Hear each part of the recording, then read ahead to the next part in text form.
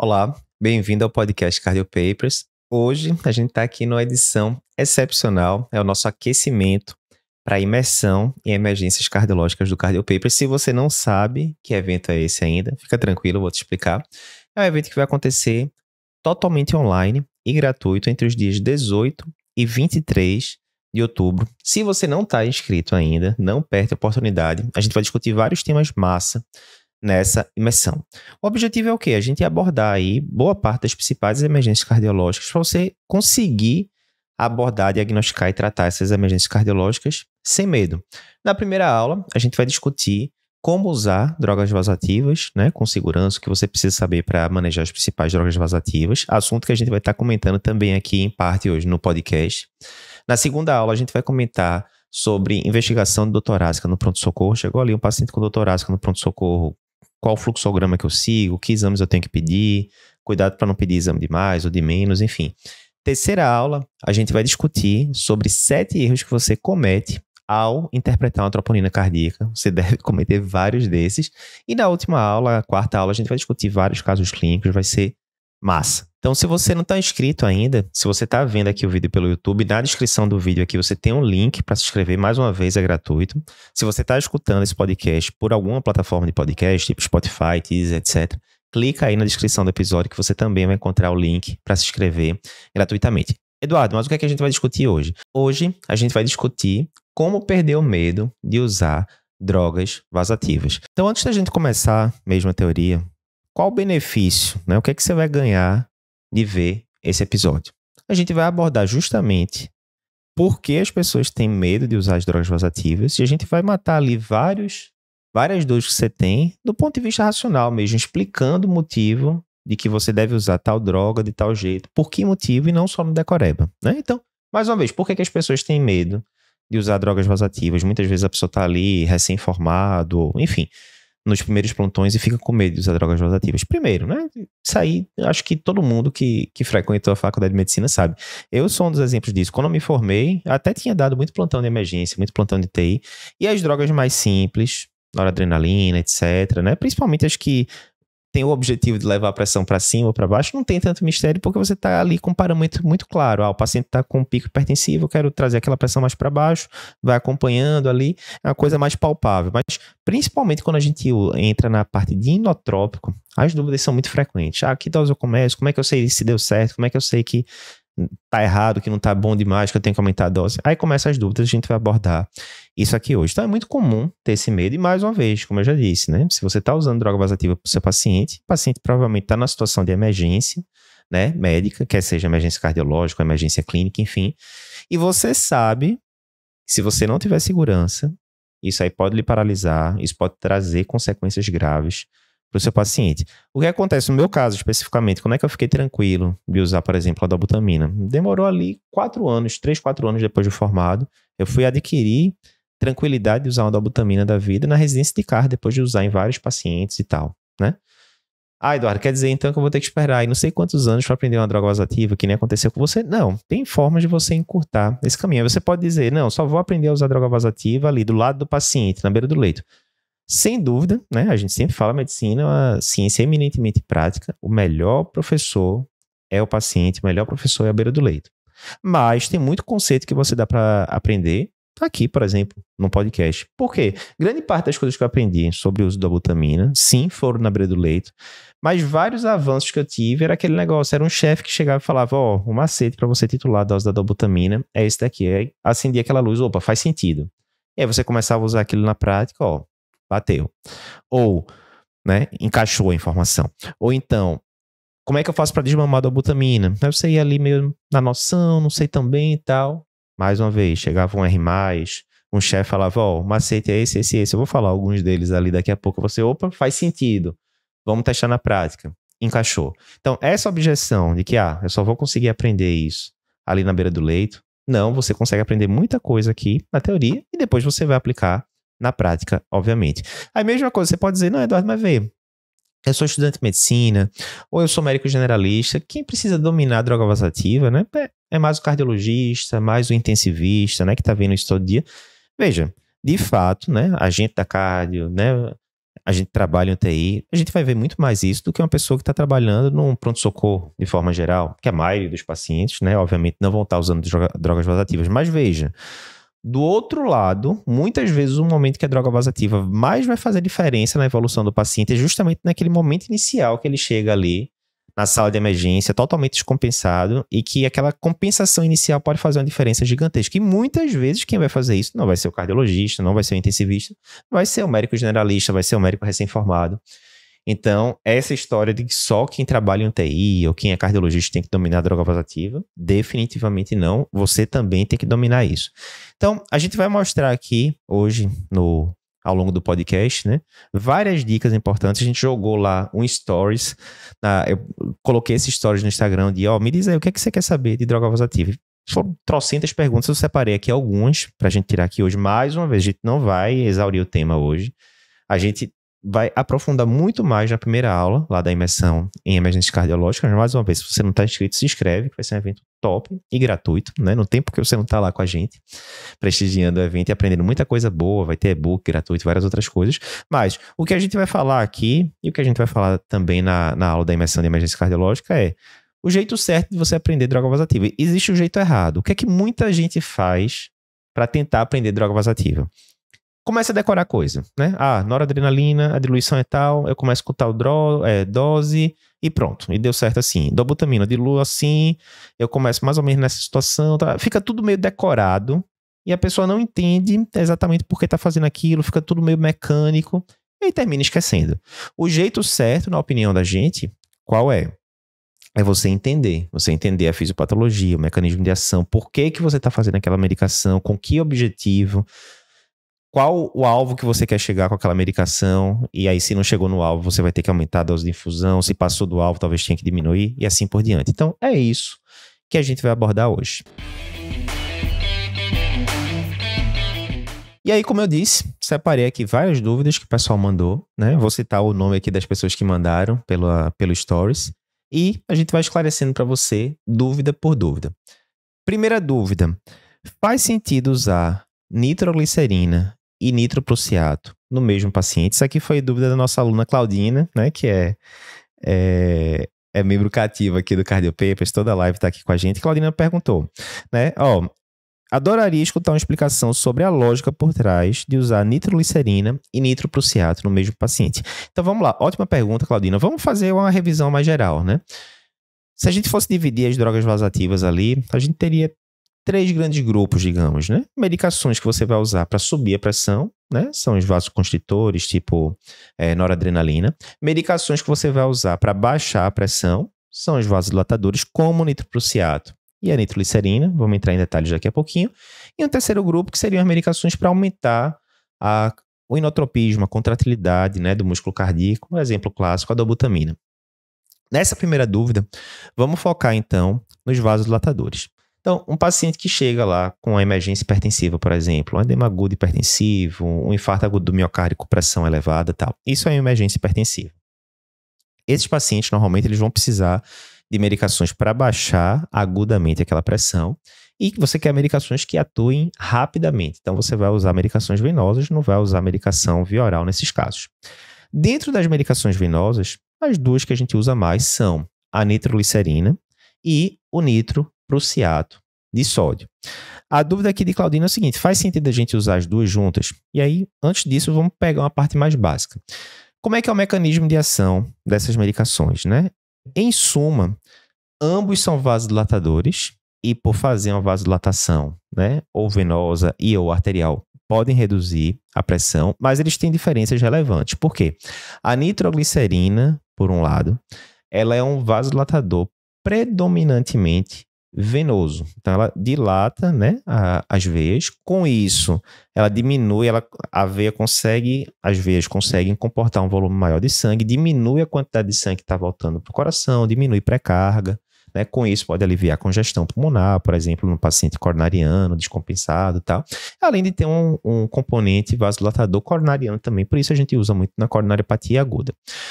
Contudo, a nitroglicerina, normalmente ela não tem um impacto tão forte em relação à pressão quanto o nitroprussiato que a gente vai comentar daqui a pouco. Por quê? Por que isso? Como ela atua predominantemente, não quer dizer que ela não atue no leito arterial, mas como ela atua predominantemente no leito venoso, o efeito sobre pressão não é tão pronunciado. Já o nitroprussiato de sódio, ele é um vasodilatador que tem uma ação muito pronunciada no leito arterial. E aí você deve lembrar que o quê? A pressão arterial, ela vai depender do débito do cardíaco, né, a quantidade de volume que está sendo ejetado lá a cada sístole, e também da resistência vascular periférica.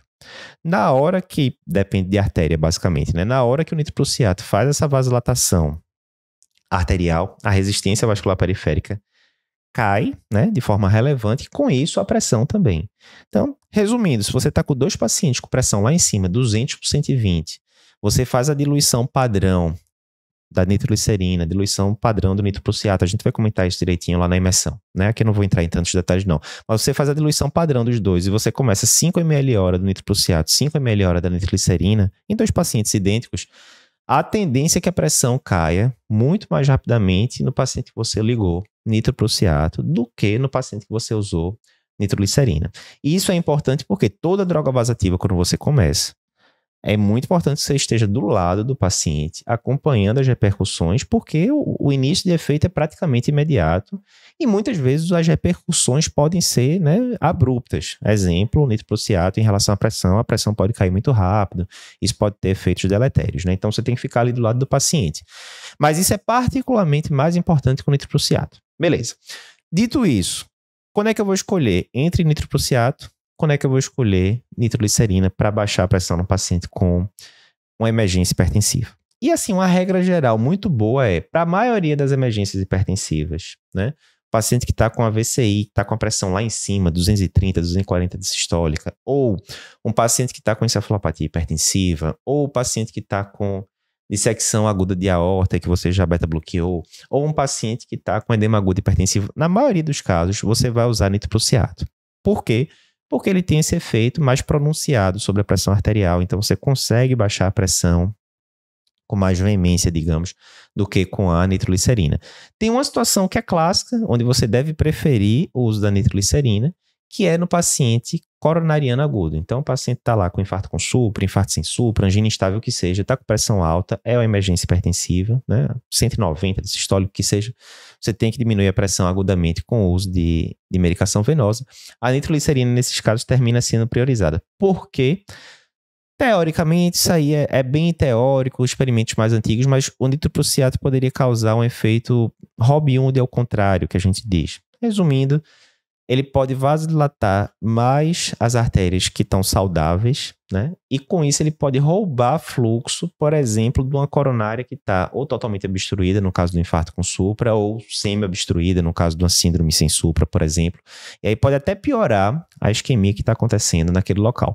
E isso não acontece com a nitroglicerina, porque a nitroglicerina, inclusive, tem um efeito, né, vasodilatador coronariano, né, inclusive do vaso doente e tal. Resumindo, no paciente coronariopata agudo, a tendência é você usar a nitroglicerina para controle de uma emergência hipertensiva. Mas a pergunta de Claudina, voltando, faz sentido usar 2 medicações juntas? Pode acontecer sim, Claudina, de você ter que fazer isso. Qual é a lógica? Você está lá com o paciente, digamos, uma síndrome coronariana aguda, sem supra-DST, pressão lá em cima, 180, 190 e tal. Você começou nitroglicerina. Começou com a dosezinha baixa lá, diluição padrão, 5 ml hora, não resolveu tanto, aumentou para 10 ml hora, foi subindo a dose. Mesmo assim, a pressão do paciente ainda é muito alta. De repente, digamos que o paciente tem um efeito colateral limitante do uso da nitroglicerina. Que efeito colateral poderia ser esse, Eduardo? Por exemplo, cefaleia. Tem muito paciente que até pela vasodilatação mesmo pode causar cefaleia, né? Cefaleia pulsátil, muitas vezes, que incomoda bastante. Você fez ali a medicação, não resolveu muito. O paciente fala, doutor, não tô aguentando, tá reclamando, tá incomodando muito a cefaleia. Você baixa um pouquinho a dose da nitroglicerina, não, agora melhorou. Beleza. Mas aí a gente tá com um problema. Você tá usando a nitroglicerina, ok, o paciente agora tá tolerando, você baixou um pouquinho a dose, mas a pressão tá lá em cima ainda. E aí? Nesses casos, apesar de existir esse risco teórico, né, do roubo de fluxo coronariano ali pelo nitroprussiato, o efeito Robin Hood ao contrário, por que Robin Hood ao contrário, né? Robin Hood roubava dos ricos para dar aos pobres. Nesse caso, o pobre ali, né, que é a lesão coronariana que tá jogando pouco fluxo ali pro músculo cardíaco, pode diminuir ainda mais esse fluxo, tirou dos pobres para dar para os ricos, né, que seriam as artérias normais, né? Apesar de existir esse risco teórico, mas você já está usando a nitroglicerina, você não conseguiu controlar a pressão do paciente, então você, nesses casos excepcionais, você pode associar as duas medicações, sim. Tá vendo como é que é a questão? Você tem que entender por que eu não poderia usar nitroprusiato nesses casos, por que eu vou priorizar nitroglicerina no paciente coronariopata aguda, mas nesse caso específico eu posso ter que associar as duas. Né? Na nossa visão, esse é o jeito certo. Você vai entendendo o motivo das coisas, ao invés de só decorar. Noradrenalina no choque cardiogênico. Faz sentido eu usar essa medicação no paciente com choque cardiogênico? Essa daqui foi uma dúvida da nossa seguidora Lara. Ela pergunta o seguinte, veja... No choque cardiogênico, eu já não tenho vasoconstrição periférica, não é isso? É um mecanismo de proteção ali ao choque. Qual o sentido, nesse caso, de eu usar noradrenalina, que vai piorar ainda mais essa vasoconstrição periférica? Boa dúvida. Então, vê só. Digamos que a gente está aqui com um paciente que teve um infarto com supra extenso, né? Morreu ali grande parte do músculo ali do ventrículo esquerdo. O paciente chegou tardiamente no hospital, já não dava mais para recuperar esse músculo, fração de ejeção lá embaixo. O paciente já chega meio congesto e durante a internação evolui para choque cardiogênico pleno. Pressão baixa, 70/50, congesto, etc. Esse paciente que você não está intervindo ainda nele, o que é que está acontecendo ali dentro do corpo dele, né? A gente tem que lembrar que pressão é o quê? Pressão depende de débito cardíaco, né? Volume sistólico que está sendo ejetado e depende também da resistência vascular periférica. Na hora que o débito cardíaco diminuiu muito, porque o músculo infartou e perdeu grande parte da sua capacidade contrátil, o que é que vai acontecer? O débito cardíaco vai cair, o volume sistólico ejetado, e com isso a pressão vai tender a cair também. O que é que o organismo faz? Olha, se cair demais a pressão complica, porque eu vou perder pressão de perfusão coronariana, pressão de perfusão renal, tal, bronca. Então, o que é que ele faz? Se ele não consegue aumentar mais o débito, né, porque o músculo cardíaco realmente está com uma falência aguda ali importante, ele começa a fazer vasoconstrição, porque vai aumentar a resistência vascular periférica e o organismo vai tentar compensar. Está caindo a pressão, mas está subindo a resistência vascular periférica, eu vou tentar manter uma pressão compatível com a vida.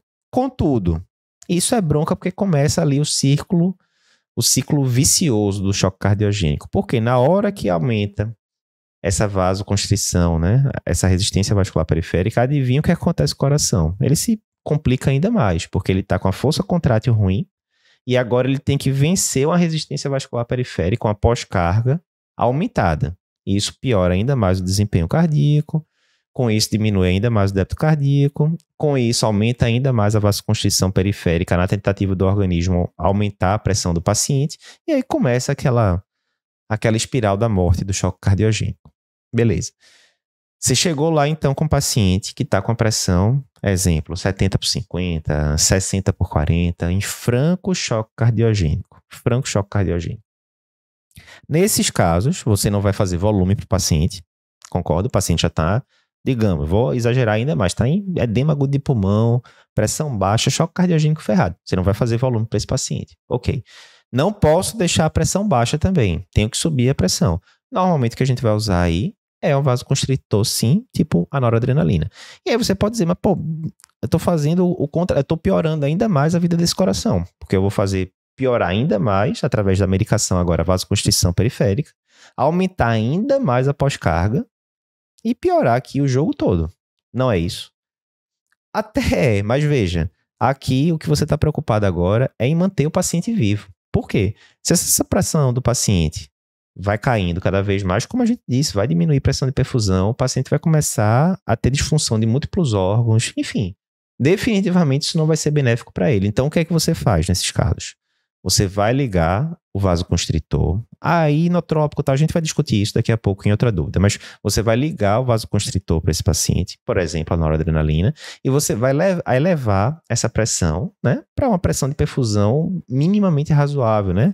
Algumas fontes colocam ali uma pressão arterial média ao redor de 65 milímetros de mercúrio, né? Isso varia um pouquinho de fonte para fonte. Mas você vai subir essa pressão através do vasoconstritor, sabendo que isso pode piorar um pouco ali, né, o funcionamento do músculo cardíaco a curto prazo, mas que é o crucial para você manter ali uma estratégia ponte, né, para você manter o paciente vivo até você conseguir fazer as estratégias todas, como, por exemplo, o uso de inotrópico, assistência mecânica circulatória, balão intraórtico ECMO, coisas do tipo, né? Então, é uma estratégia ali que você vai usar de forma temporária, se tudo der certo, que pode sim piorar agudamente ali um pouco a situação da pós-carga cardíaca, mas vai ser necessário para você manter o paciente vivo ali naquela fase inicial. Próxima dúvida. Posso fazer dobutamina no paciente hipotenso? Isso aqui foi dúvida da nossa seguidora Jennifer. Ela pergunta o seguinte. Basicamente isso, posso iniciar dobutamina no paciente que está hipotenso? Está lá o paciente claramente, né, em choque cardiogênico, sinais de baixo débito cardíaco, extremidades frias, congesto, já tinha história de insuficiência cardíaca prévia, mas com pressão baixa, digamos, 70/50, 60/40, e aí, posso usar dobutamina para esse paciente? E aí vai ser interessante porque isso vai conectar com a outra dúvida que a gente discutiu. Vê só, digamos, estou com o paciente de choque cardiogênico franco, não tem dúvida que é choque cardiogênico, né? Ele já tem insuficiência cardíaca prévia, piorou agora, está com gesto, está mal perfundido, claramente a causa é cardiogênica, não tem sepsis, não tem nada no meio de campo. É isso, certo? E você vê que esse paciente está precisando aumentar realmente a força contrátil, né? Da musculatura cardíaca, já que a causa do choque é o mau desempenho ali do ventrículo esquerdo. Beleza, está definido, você vai ter que entrar com o inotrópico e na maioria dos serviços o que você tem de disponibilidade de inotrópico é a dobutamina. Eduardo, como é que eu vou usar essa dobutamina? Qual a dose que eu vou escolher? Qual a diluição? Mais uma vez, esses detalhes a gente vai discutir na imersão em emergência cardiológica. Você tem um link aí na descrição do vídeo, né? Aqui a gente está discutindo mais o cenário geral. Qual o problema de você iniciar a dobutamina para esse paciente que está hipotenso, com pressão de 70/50, por exemplo? O problema é o seguinte, o que é que a dobutamina faz? Ela aumenta, né, o inotropismo, ela aumenta a contratilidade do músculo cardíaco. Beleza. Mas ela não só faz isso. Ela tem um efeito que a gente chama de inodilatador. Ino de inotrópico aumenta a contratilidade cardíaca, mas ela pode ter um efeito de vasodilatação periférica. Ou seja, qual é a consequência que a dobutamina pode fazer sobre a pressão? Várias, inclusive nada. Por quê? Em um paciente, ela pode fazer basicamente o efeito de aumentar o inotropismo e não mexer tanto na vasodilatação periférica. Então, se a gente for lembrar mais uma vez da fórmula da pressão, a pressão vai depender de quê? Do volume sistólico que está sendo ejetado, né, pelo ventrículo esquerdo, e vai depender da resistência vascular periférica. Se eu estou usando a dobutamina, ela está aumentando o inotropismo do paciente. Vai aumentar o volume sistólico ejetado. E com isso, né, a pressão vai tender a subir. E digamos que nesse paciente não mexeu em nada, não vasodilatou, nada do tipo, não mexeu em nada a parte da vasculatura periférica. Ou seja, a resistência vascular periférica ficou igual e o volume sistólico ejetado aumentou. Com isso, a pressão vai fazer o quê? Aumentar. Vez por outra, a gente vê isso em paciente que vai usar dobuta. Chega lá, aquele paciente chagas, com pressão, sei lá, 90/60, aí você, mas tá meu limítrofe de pressão, será que dá? Na hora que você começa a dobutamina, a pressão até sobe. Então, isso pode acontecer porque aumentou o débito cardíaco. Do outro lado, tem alguns pacientes que aumentam o débito cardíaco, mas não tanto naquela dose que você está usando, e pode causar uma vasodilatação mais pronunciada. Então, aumentou um pouquinho o débito cardíaco, mas diminuiu bastante a resistência vascular periférica. Nesse caso, o efeito sobre a pressão vai ser predominantemente em diminuir a pressão, porque predominou o efeito vasodilatador ali da dobuta. Pode acontecer em alguns pacientes isso. Em outros pacientes vai subir o volume sistólico ejetado, vai diminuir a resistência vascular periférica, mas meio que um vai equilibrar o outro e no final das contas a pressão do paciente vai ficar igual. Então, pode ter basicamente esses três comportamentos. Pode subir pressão, pode ficar igual, pode diminuir. Qual o problema? Na hora que você está com um paciente hipotenso, pressão 60/40, por exemplo, e se esse paciente for daquele grupo que a pressão vai diminuir? Você não sabe previamente, você só vai saber na prática, correto? Então, você ligou a dobutamina para o paciente já está hipotenso, pressão 60/40. Se essa pressão cair ainda mais, isso pode ser catastrófico, né? Pode diminuir agudamente pressão de perfusão ali dos órgãos nobres e o paciente tem uma complicação grave, né? Devido à hipotensão. Então, o recomendado pelas diretrizes se o paciente tiver hipotenso, o ideal é você ligar um vasoconstritor antes, subir a pressão do paciente, manter o que a gente chama de cabeça de pressão, né? Uma pressão mínima ali segura, para então, né, logo depois você iniciar a dobutamina para o paciente. Eduardo, qual é esse ponto de corte? Isso varia muito de diretriz para diretriz. Se você for para a diretriz de insuficiência cardíaca aguda, que foi publicado em 2018 pela SBC, né, Sociedade Brasileira de Cardiologia, eles colocam como ponto de corte 85 milímetros de mercúrio de pressão sistólica. Abaixo de 85 milímetros de pressão sistólica, a tendência é você ligar o vasoconstritor, subir um pouquinho a pressão do paciente para aí sim ligar a dobutamina para o paciente. Então, falou aqui, eu estou com o paciente hipotenso, vai depender. Vai depender, é uma pressão de 70 por 50, exemplo. Tá abaixo de 85 sistólica, tá. Não começa a dobutamina agora, liga um vasoconstritor rapidinho, em pouquíssimo tempo, né? Poucos minutos a pressão vai subir um pouco, aí você liga a dobuta. Beleza. Não, eu tô com o paciente que tá com a pressão limítrofe, 90 por 60. Dá pra gente tentar ligar a dobutamina ali só, isoladamente, né? Sem vasoconstritor associado, mas lembra de ficar ali do lado do paciente, porque pode ser aquele paciente que a pressão vai cair demais, enfim, então você tem que ficar ligado nisso. Próxima dúvida, noradrenalina e dobuta. Qual dessas medicações desmamar primeiro? Isso aqui é a dúvida do nosso seguidor João Marcos, mas a dúvida é basicamente essa, né? Paciente com nora e dobuta, qual diminuir primeiro? Vejam, boa dúvida. Muitas vezes a gente está com paciente com insuficiência cardíaca descompensada, por exemplo, né? Perfil C, aquele mal perfundido, muitas vezes hipotência, aí você tem que combinar as medicações. O vasoconstritor, tipo a nora, para subir a pressão, né? E a dobutamina com um efeito inotrópico para aumentar o débito cardíaco, etc. E aí, digamos, você está lá com um paciente que você teve que usar, está usando dobutamina 5, 10 microgramas quilo minuto, está também ali com a dosinha de nora, diluição padrão lá do seu serviço, digamos, a maioria dos serviços vai usar uma diluição parecida, 10 ml hora, 15 ml hora, enfim, o paciente está usando as duas medicações ao mesmo tempo, tá dando uma melhorada e tal, e você não sabe o que é que vai desmamar primeiro. E agora? Mais uma vez, não vamos decorar, porque se você decorar, primeiro faz isso, depois faz aquilo sem entender, né, vai ser aquela, é a casa sobre areia que a gente fala, não é um conhecimento muito fundamentado, né? Então você tem que se perguntar, por que você está usando essas medicações? Não, eu estava com o paciente com choque cardiogênico e estava hipotenso, pressão 60 por 40, e eu tive que ligar a noradrenalina para subir a pressão do paciente e manter uma pressão aceitável, né? Digamos, uma pressão arterial média de 65 milímetros de mercúrio, alguma coisa do tipo. E, em paralelo, eu liguei dobutamina para esse paciente porque ele estava com claros sinais de malperfusão, quer seja clínico, né? Perfusão capilar periférica diminuída, etc. Quer seja laboratorial, lactato pipocado e tal. Enfim. Então, você usou as medicações com objetivos distintos. Da mesma forma, a grande regra é o seguinte: o que levou você a indicar a medicação vai ser o parâmetro que você vai usar para começar a tirar.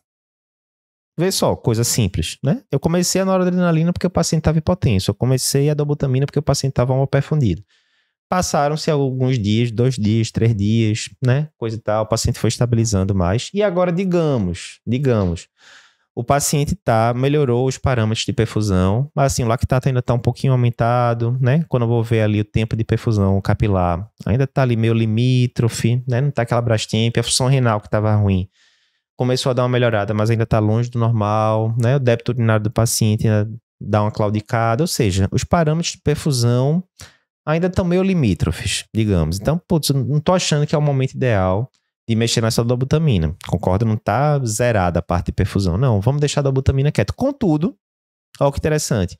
A pressão do paciente, antes ele estava com 10, 15 ml hora de nora, estava com a pressão bem limítrofe ali no começo da internação e tal. Mas agora, está no terceiro dia, e eu estou usando 10 ml hora de nora, e a pressão do paciente está tendendo até, né, a dar aquela subida, tá, sei lá, 110 por 70, alguma coisa do tipo. Aí você fala, opa, peraí, 110 por 70, para um paciente que está com o ventrículo aqui detonado, fez um eco já, tá lá a fração de ejeção de 20 e poucos por cento, 30 e poucos por cento e tal. Será que ele está precisando dessa pressão de 110 por 70? Ou será que essa noradrenalina está só aumentando aí pós-carga, dificultando a vida desse ventrículo? Né? A gente sabe que, de forma geral, uma pressão média ali de 65 para cima está de boa, 110 por 70, a pressão média está bem acima disso. Vamos ver, agora já não está, definitivamente não está hipotenso. Será que esse paciente aguenta tirar um pouquinho de nora? Se conseguir vai ser ótimo, porque aí eu vou diminuir pós-carga, até facilita a vida do coração desse paciente. Ó, tá 10 ml hora, vamos fazer um teste aqui, vamos baixar para 8. Aí fica ali 5, 10 minutinhos de olho, né? Se o paciente tiver com pressão arterial invasiva, fica ainda mais fácil a gente ver isso e tal. Ah não, pressão, ó, baixei a nora aqui para 8, pressão de boa ali, baixou uma besteirinha de nada, tá 108 por 70 agora. Show. Então, esperar aqui um tempinho. baixa para 6 ml a hora agora. Aí fica de olho. Resumindo, você vai desmamando ali a nora, de pouquinho em pouquinho acompanhando. Digamos que você consegue tirar a nora e o paciente fica com a pressão 90/60. Mais uma vez, pressão arterial média está acima de 65, o paciente ficou estável, aguentou ficar sem a nora. Ótimo, né? Vasoconstritor no paciente que está com insuficiência cardíaca descompensada, a gente sabe que ele faz um papel ali importante, inicial, na compensação, mas assim que der para tirar, ótimo.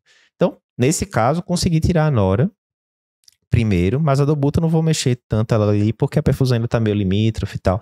Então, nesse caso, eu preferi tirar a nora, porque o parâmetro de pressão me permitia, estava mais tranquilo, enquanto que os parâmetros de perfusão já não estavam tão bons, né? A esse paciente, muitas vezes, vai acontecer meio que o inverso. Se o paciente estava com vasoconstritor, você tirou, o paciente manteve ali o quadro clínico estável, etc. Muitas vezes você vai começar a ter vasodilatador ou venoso ou via oral. E aí você começa, digamos que seja via oral, você começou uma dosinha baixinha ali do inibidor de ECA, esperou um pouco, deu ali 12 horas da primeira dose, a pressão do paciente ficou estável e tal. Aí você, vamos ver se dá aqui, a função renal já deu uma melhorada, o potássio não tá alto, né? Não tem nenhuma contraindicação e tal. Aí depois de 12 horas você faz uma segunda dosinha de inibidor de ECA. Quando você vai ver no outro dia, a pressão até subiu um pouquinho. Por quê? Porque diminuiu a vasoconstrição, vasodilatou a periferia, isso até muitas vezes aumenta o débito cardíaco, ajuda a aumentar o débito cardíaco. Você, na hora que você vai aumentando o vasodilatador, né? Com parcimônia de pouquinho em pouquinho. Aí quando você vai ver, a perfusão começou a melhorar.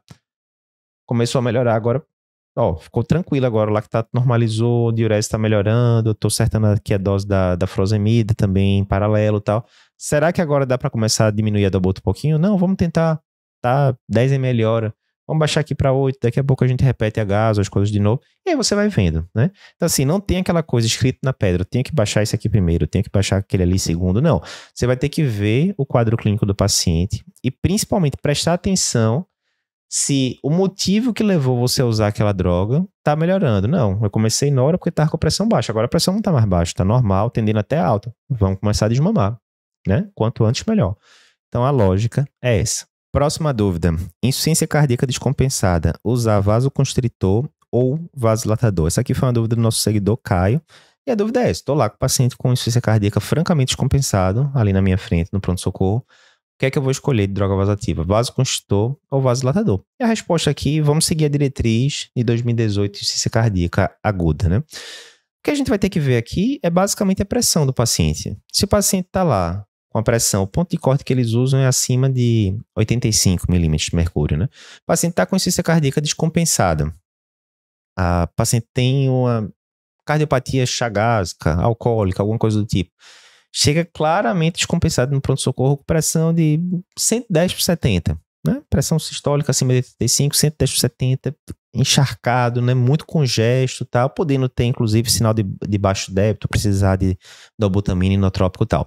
Nesse caso, a pressão estando de 85 para cima, né? A diretriz diz que você tem tranquilidade de usar vasodilatador, lembrando, né, que nesse caso, sendo ali uma IC francamente descompensada, o ideal é que você use vasodilatador venoso. Por quê? Porque é muito fácil de titular, né? Digamos que você fez um vasodilatador via oral para o paciente, dosezinha baixa, mas o paciente começa a baixar muito pressão. Complicou, porque essa medicação vai ficar circulando ali no corpo do paciente várias horas. Já se você está usando um vasodilatador venoso, nitroglicerina da vida, alguma coisa do tipo, se você está usando essa medicação, o que é que vai acontecer? Se você pegar demais ali, forte demais na mão, se a pressão começar a cair, o que é que você faz? Ou diminui a dose e rapidamente já vai ter efeito, ou mesmo desliga a medicação e depois de poucos minutos acabou, ela não está circulando mais no organismo do paciente, né? Então fica muito mais fácil você titular. Se o paciente está com pressão acima de 85 milímetros de mercúrio, o vasodilatador vai ajudar. Por quê? Quer seja um nitroprusiato, que é um vasodilatador predominantemente arterial, quer seja a nitroglicerina, que é um vasodilatador predominantemente venoso, deve ajudar nesse cenário, né? Por quê? Se for um vasodilatador venoso, a veia vai conseguir comportar um volume de sangue maior, vai diminuir a pré-carga que está chegando ali, né, no coração e diminui pressões de enchimento e tal. Se for um vasodilatador predominantemente arterial, como nitroprusiato, vai ter vasodilatação arterial, isso vai diminuir resistência vascular periférica, vai facilitar o esvaziamento do ventrículo esquerdo e tal. Então, pressões ou altas, ou mesmo normais, mas com pressão sistólica acima de 85, a gente tem tranquilidade de usar vasodilatadores, lembrando que quanto mais perto de 85, mais limítrofe vai ficar na situação e mais você tem que observar, né, para não errar a mão e a pressão não cair demais. E a diretriz diz que abaixo de 85 mm de mercúrio, e aí você está com insuficiência cardíaca descompensada, pressão baixa, muitas vezes com baixo débito, aí já está evoluindo para choque cardiogênico franco. Nesses casos, com pressão abaixo de 85, aí você vai ter que realmente lançar mão do vasoconstritor. Geralmente a gente usa noradrenalina nesses casos mesmo. Por quê? Porque aí você vai ter que aumentar a pressão do paciente, ganhar aquela cabeça de pressão, como a gente chama, né? Ter uma pressão média pelo menos ali de 65 para cima, para manter a perfusão dos órgãos nobres do paciente, né? Cérebro, coronária, né? Miocárdio, rim e por aí vai. Então, 85 seria um bom ponto de corte, né? Para a gente lembrar aí da diretriz de insuficiência cardíaca descompensada, principalmente na insuficiência cardíaca, né? Com má perfusão associada, né? Perfil C que a gente chama, né? Onde tem má perfusão associado com congestão. Pressão acima de 85, você pode pensar em vasodilatador. Abaixo de 85, aí já está arrumando para choque cardiogênico franco. A tendência é você usar vasoconstritor. É isso. Mais uma vez lembrando, isso aqui é um aquecimento, né? Só um pouquinho do que a gente vai falar na primeira aula da imersão em emergências cardiológicas do Cardio Papers. A primeira aula vai ser justamente aprofundando bastante em drogas vasoativas. A gente vai falar dose das medicações, diluição, se dilui em soro glicosato, se dilui em soro fisiológico, qual a dose que normalmente a gente começa, como é que a gente sabe se chegou lá, com vários exemplos, né, mostrando resultado de gasometria, etc. Como é que eu sei se chegou na dose adequada, como é que eu faço para desmamar, em maiores detalhes mesmo. Não, estou com o paciente com dose topada do Dobuta, como é que eu vou fazer esse desmame, etc. O paciente está usando balão intraórtico junto. A gente vai discutir tudo isso lá na imersão. E mais uma vez, se você não está inscrito ainda, clica no link que aparece aqui na descrição do vídeo do YouTube ou na descrição do episódio do podcast. Se inscreve lá. Vai ser do dia 18 a 23 de outubro e vão ser 4 aulas. Top. Se você gostou do conteúdo, comenta aqui no YouTube pra gente, compartilha o episódio do podcast com seus amigos e a gente se encontra lá na imersão de emergências cardiológicas Cardio Papers.